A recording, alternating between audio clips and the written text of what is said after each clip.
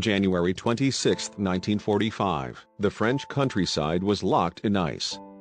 The fields near Holtzwihr were white, silent, and deadly. The snow had crusted over mines and frozen bodies. Black trees stood like skeletons against the sky, and smoke from the previous day's fighting still drifted over the fields. Audie Murphy stood near the edge of the forest, boots frozen stiff, eyes sharp and sleepless. He was 20 years old, small, wiry, and pale from weeks of fighting. He looked more like a boy who had lost his way than a soldier leading men into combat. But looks were deceiving. Murphy was the commander of Company B, 15th Infantry Regiment, 3rd Division. He had already fought through Sicily, Italy, and southern France. He had been wounded, decorated, and nearly killed several times, but nothing compared to what waited that morning outside Holtzwihr. The Germans weren't finished. Though their army was collapsing, pockets of resistance still fought like cornered wolves. The Colmar Pocket, a region of frozen farmland and villages along the Rhine, had become a death trap. The Americans and French were closing in, but the Germans refused to surrender. At dawn, Murphy's company held a position on the edge of the forest, facing open ground that sloped down toward Holtzwihr. Beyond the village, the enemy gathered for a counterattack. Tanks, infantry, and artillery, determined to push the Americans back. Murphy's men were exhausted. They had been fighting for days with little rest or food. Their ammunition was low, and the temperature dropped below freezing every night. Murphy knew if the Germans broke through, they'd overrun the entire sector. He lit a cigarette with trembling fingers, the flame flickering in the wind. Around him, the men were silent, cleaning rifles, checking grenades, praying quietly. He looked over the snowfield one last time. "This is where we stop them," he said. 2. The calm before the storm. By mid-morning, fog drifted in from the Rhine, thick and gray.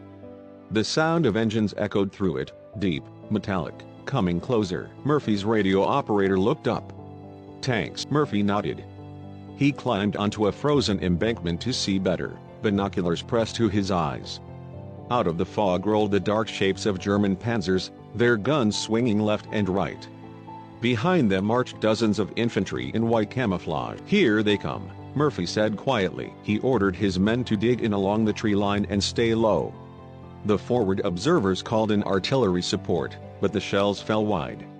Communications were unreliable.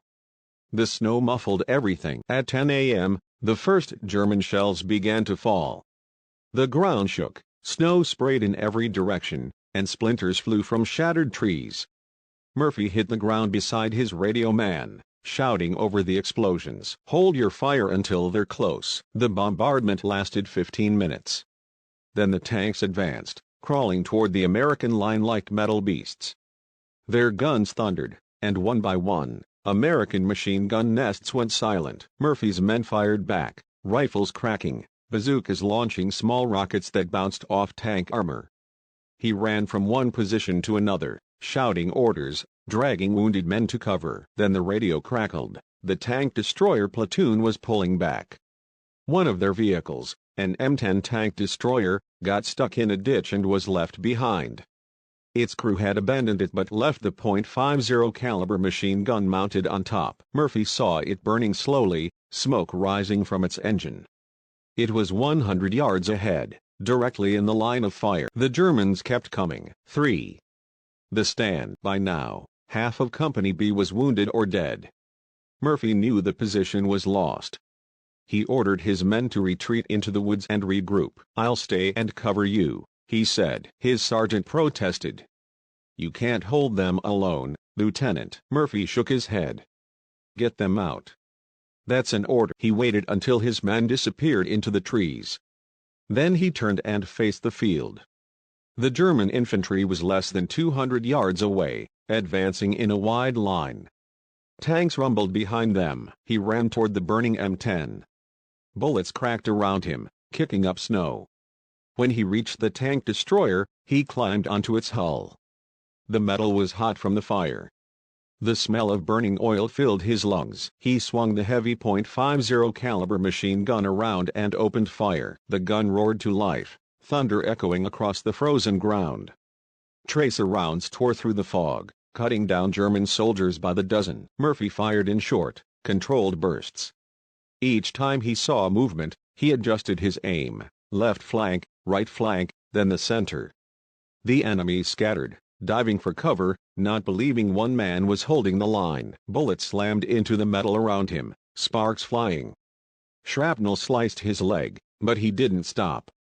Smoke and flame surrounded him. The tank destroyer's ammunition began to cook off, small explosions bursting beside his feet, yet Murphy kept firing. For nearly an hour, he fought alone. 4-1 against an army. The Germans tried to flank him, crawling through the snow. Murphy spotted them and called in artillery by radio, giving coordinates as calmly as if he were ordering breakfast. The shells landed perfectly, tearing gaps in the enemy line. He switched back to the .50 caliber and mowed down another wave of infantry. His mind went blank, no fear, no thought, just rhythm, focus, and fury. Later he would say he didn't remember how long it lasted. Only the sound of the gun and the cries of the wounded stayed with him. At one point, a German tank turned its turret toward him. Murphy ducked behind the burning wreck just as the cannon fired. The explosion lifted him off his feet. He fell back, ears ringing, face covered in soot. But when the smoke cleared, he climbed up again and kept firing. The enemy was stunned.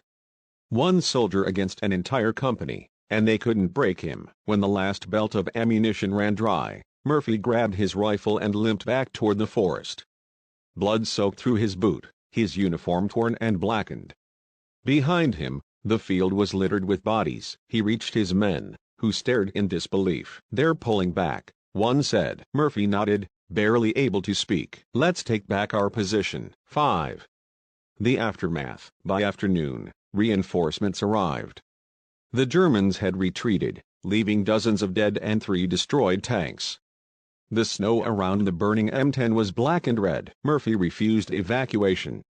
He reorganized what was left of his company and led them forward until Holtzwihr was finally secured. When medics tried to treat him, he brushed them off. "I've had worse," he muttered. But the men who saw him that day never forgot the sight. The young lieutenant standing alone on a burning tank, surrounded by smoke and snow, firing until the last round was gone. In the following days, word spread through the 3rd Division like wildfire.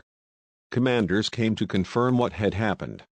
Some refused to believe it until they walked the battlefield themselves. The official count credited Murphy with killing or wounding over 50 enemy soldiers, destroying multiple machine gun positions, and single-handedly stopping a German counterattack. For that act, he received the Medal of Honor, America's highest military decoration. 6. The weight of survival. In the photos taken after the battle, Murphy looks calm, almost shy. His uniform is clean, his medals perfectly arranged. But inside, he carried the memory of that morning for the rest of his life. He once told a reporter, "I didn't feel brave. I just couldn't let them take my men." That was the truth. His courage wasn't born from glory or pride, it came from loyalty, from the bond between soldiers who had lost too much already. When the war finally ended in May 1945, Murphy returned home to Texas as America's most decorated soldier. He was celebrated as a hero, invited to parades, offered movie roles. But the war never truly left him. In quiet moments, he would wake up sweating, hearing again the sound of that machine gun, smelling the smoke of the burning tank. He later used his fame to speak about the trauma that soldiers carried, what we now call PTSD, when few people understood it. 7. Legacy of the Stand. The Battle of Holtzwihr became legend, a story told in army camps, classrooms, and films. But the field itself stayed quiet. The forest grew back, covering the scars of war. Today, a small monument stands near the site. It bears his name and a simple inscription honoring the 3rd Infantry Division. Visitors who stand there can still feel the cold wind, the silence, the weight of that winter morning. Audie Murphy was only 20 when he faced that German counterattack. In the span of 1 hour, he showed what courage looks like when there's no one left to fight beside you, when all that remains is duty. He once said, "Bravery is just determination to do a job that you know has to be done." That day at Holtzwihr, he did it alone. 8. Closing voiceover. Soft music builds, a slow military march fading into silence. In the snow and smoke of Holtzwihr, A single soldier drew a line that would not break. He was small, tired, and human, but he fought with the force of an army. History remembers Audie Murphy as a hero. The men who served with him remember him as one of their own.